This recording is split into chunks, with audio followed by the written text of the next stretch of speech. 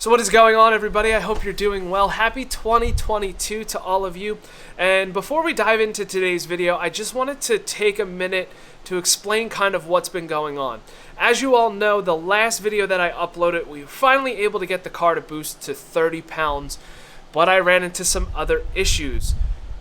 Ever since then, I've run into even more issues. And this video is actually a compilation of everything since August of 2021 until now. So you're going to notice a lot of things. Once in a while, you're going to see some timestamps come up on the bottom of the video just so you know exactly around the time frame that video is taking place. But once you watch the video, you're going to see it all streamlines together and it all does make some sense. So enough of me talking. Let's dive into the video. Alright, so it's about 10 of 6 in the morning, and the reason why I'm up so early is because I'm taking the car to the New Hope Auto Show. This is the second day of the show, and it's the day that they're having a new tuner class, and they've let this car in. So this is going to be a perfect time to data log this car and make sure that we're getting the 30 pounds of boost because it's pretty early in the morning. The other really rad thing is that the car is all packed, ready to go. I have the charger on it just to make sure battery charger is all set. So, sorry new neighbors, but you're about to be introduced to this thing pretty early in the morning.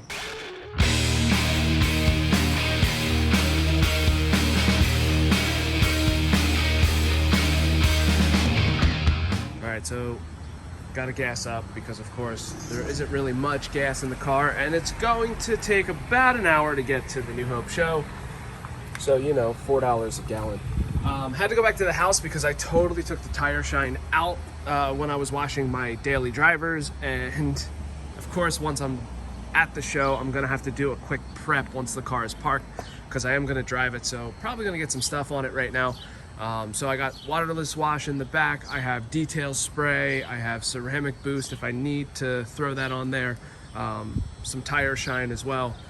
Bunch of microfiber towels, paper towels, and all of that. Can kind of show you in the back. So, car show, you know, the usual: chairs, food, some tools just in case, the laptop here for HP tuners, all of that, and here's all of the detail stuff, everything. Oh, and with this show, we need to have a fire extinguisher on display. It has to be either BC rated or ABC rated. So there it is. So once the car is filled up, it's time to finally hit the road.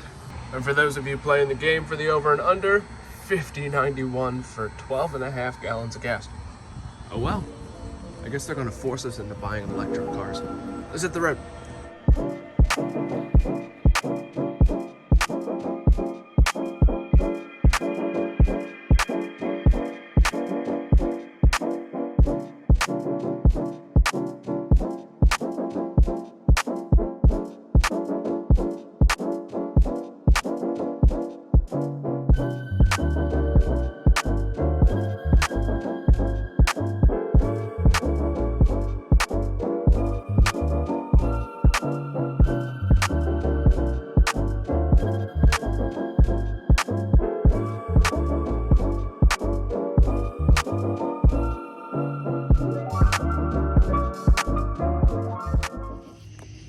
Well, doesn't really look like a car show right now, does it? But here I am, last car here, right? So, turns out, right before I went to leave, typical protocol with this car is to check the dipstick, check everything, make sure everything's good to go before you get back out on the road. And when I checked the dipstick, it was bone dry. So I look under the car and notice that my entire subframe up front is saturated in oil. I then look a little bit further and notice the whole undercarriage of the car is soaked in oil. And because I am about an hour away from home, probably wouldn't be a smart thing to do to drive it. So what did I do? Car's insured with Hagerty. I called Hagerty Insurance, told them I was at a car show and ran into this situation where it looks like I'm depleted of oil and needed a tow. Because the other option would be go get some oil, put the oil in and drive, right? But if I see a leak and know most likely this is the return line going from the turbo back into the block, doesn't make sense to fill it up with oil if it's going to leak out again, especially when I'm driving an hour home. So I call, ask for a tow. They find somebody. They tell me it would be 75 to 90 minutes. That comes and goes. See on the little app with Haggerty that it was updated to 45 minutes. That comes and goes. It then gets updated to 35 minutes. That, of course, comes and goes too. So I call them back and ask what the situation is. They call the tow company, and it turns out the tow company also doesn't have a flatbed to tow my car. So if you're unfamiliar with Haggerty Insurance, if you are a member of their drivers club, depending on what tier you are, guarantees you flatbed towing for a certain amount of miles. Since I am a member of their drivers club, this car guaranteed towing on a flatbed. And they were supposed to get that. Haggerty tried to get that. The tow company lied to them. So here I am. They're trying to find another company. They find another company. They tell me it would be 3 hours. So decided to call my brother Pete. Why? Because he's a mechanic, and mechanics know tow truck drivers. They know guys who run tow truck shops. Called his buddy, who actually ended up with one tow company and now has one up here in Bristol. Called him. My brother then called me and said, yo, give them a call. They should be able to get you somebody in 45 minutes. So called them, and they're now on their way to me. They should be here within the next couple minutes or so. So long story short, I called for a tow at 3:50 this afternoon, wrapping up at the New Hope Auto Show. And it is almost 9 o'clock now. And I'm still waiting for a tow truck, which is right there. So, time to get this thing towed. But as everybody knows, if you're depleted of oil, you do not drive your car. And if you know where the leak is, if you can fix it, great. But if you can't, be smarter than that. Way too much blood, sweat, and tears was put into this thing to do something that dumb. So let's get it towed home. All right, back at the house. Car is here. Thanks to Rob's towing in Bristol, I was able to finally get home. Thanks to my brother Pete, he knows Rob personally, and they were able to get me home. So huge shout out to them, and especially for making that trek.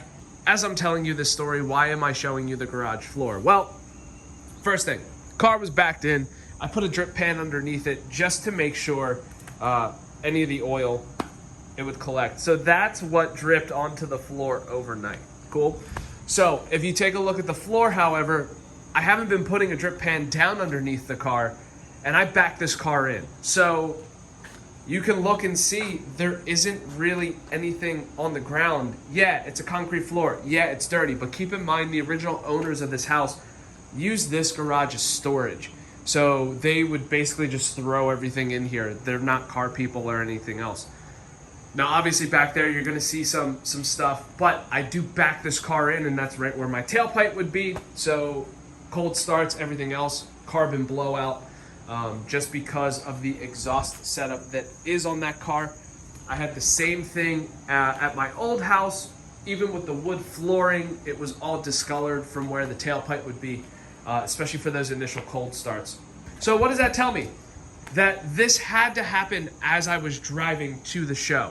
The fact that I have moved the car from the old house to the new house and have data logged it and done all of that kind of stuff, I'm pretty sure the issue that I'm running into is that oil return line from the turbo back into the block, which in the previous video you guys saw I replaced with AN fittings. So I have a feeling either they came loose, I didn't tighten them down well enough, or the fitting that I have for the hose to go back into the block may have rattled loose somehow, because it literally is a push-on fitting. You just push it into the block and call it a day. Not really sure. So what I'm gonna do is get the car back in the garage, put the drip pan underneath it for now. Later today, thank God I have this garage where I have way more space than the last house. Have enough room that I can actually use my floor jack, get the car up in the air, put it on jack stands. Gonna take the two front tires off, take the bumper off, and just get underneath that car.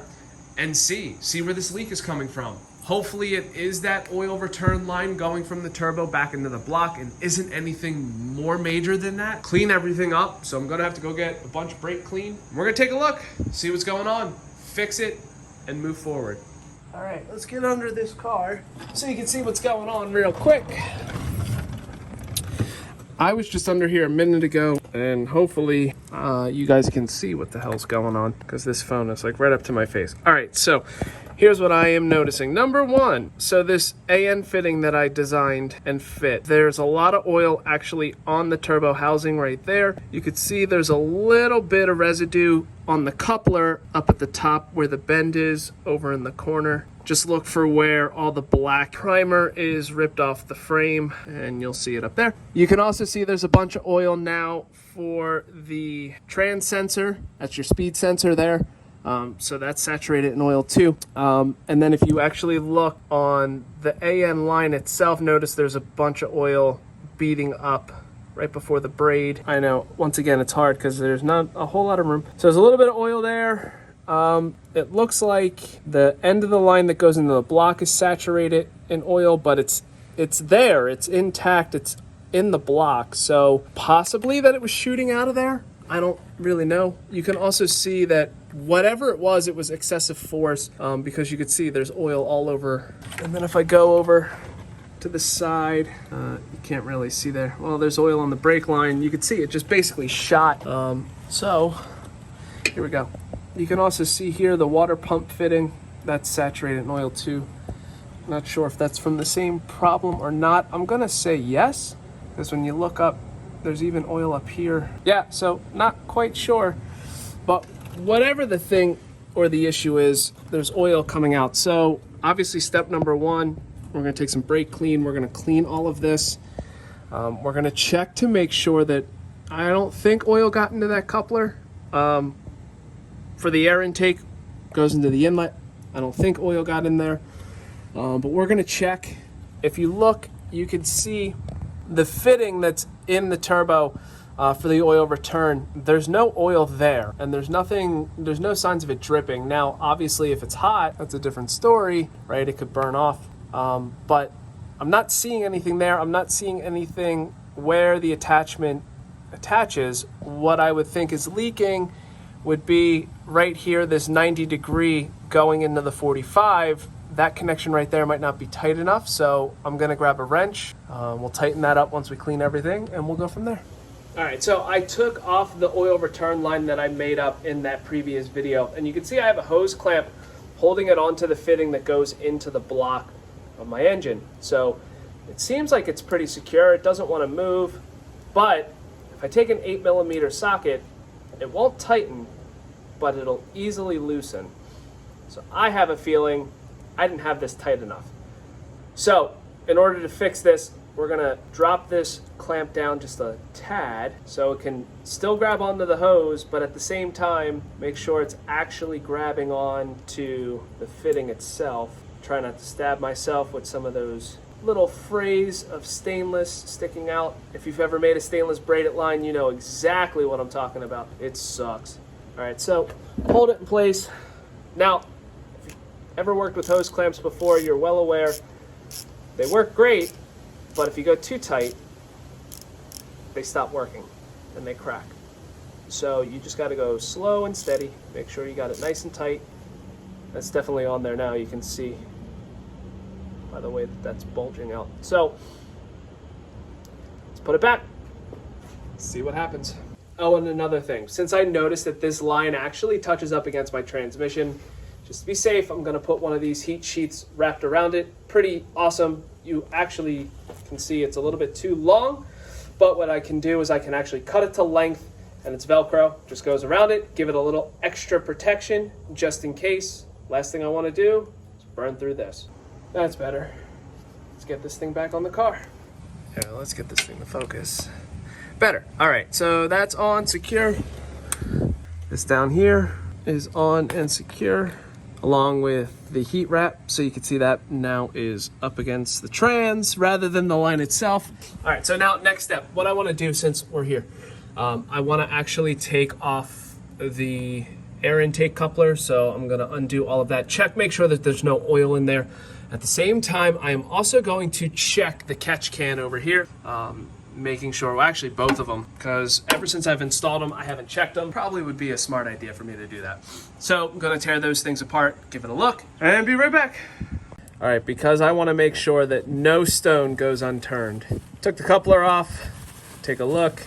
Now, if oil got in here, you'd be able to get it, right? So, take that towel. No oil, just a little bit of soot. Assume that's common with the turbo, but that's good to check. Catch can, this was the one that was connected to the back for the turbo. You can see it's bone dry. There's a little bit of oil though, so that means it's catching something. Might not be much, but I'll take it. All right, catch can number 2. This is the one that is on the intake manifold. Yep, saw some of that, huh? That's better. So caught a little bit. There's a good amount in there,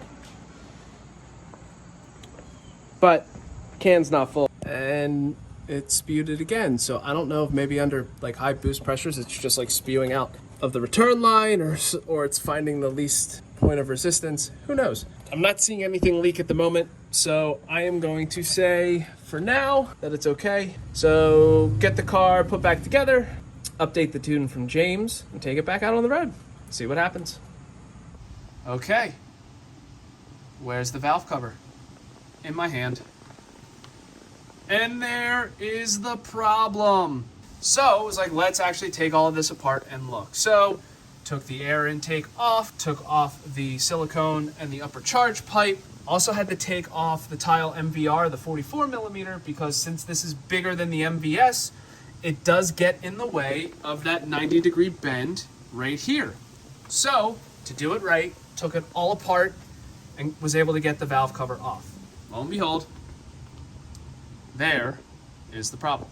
Now, because of the fact this is the third valve cover put on the car, why? Because the original one was on it, and then the first iteration of the black powder coated valve cover was put on it, and now this one, which is Cerakoted, I always think that it doesn't come with gaskets, so I always end up ordering an additional set. So I already have a new set of LHU valve cover gaskets.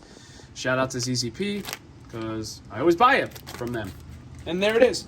So what I have to do is just replace that outer gasket. The inner one looks okay, doesn't look like anything's ripped, so we're good. Got to replace that, and then once again, clean all of this up. All right, so buttoned up for now. The only thing I got to do is add the air intake, but this is a good stopping point for today. Have to stop and actually have dinner with my family. So till next time, we should be on our way. Okay, so it's Martin Luther King Day, January 2022. It's been since October since I've been able to touch the car. And yeah, like everybody else, right? It's been super hectic. It's been very, very crazy for everybody.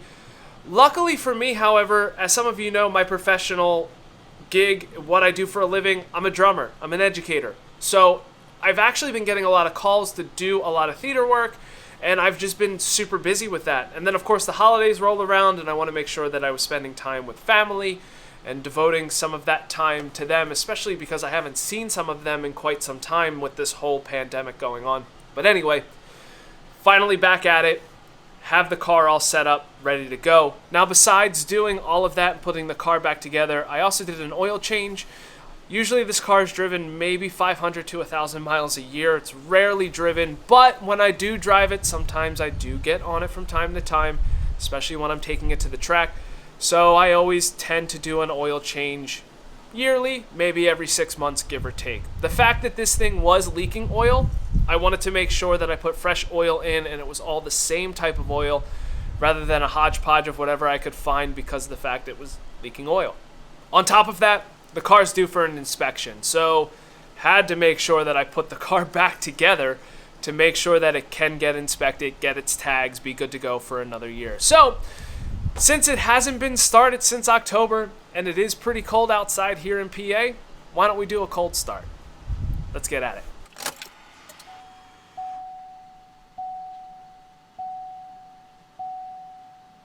Here we go.